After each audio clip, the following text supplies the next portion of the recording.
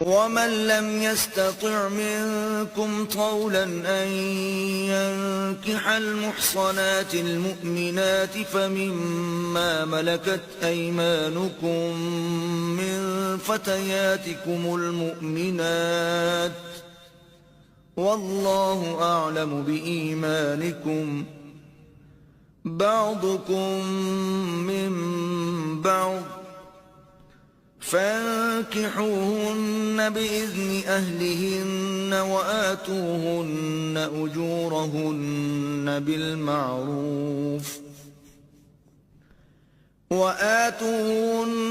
أجورهن بالمعروف محصنات غير مسافحات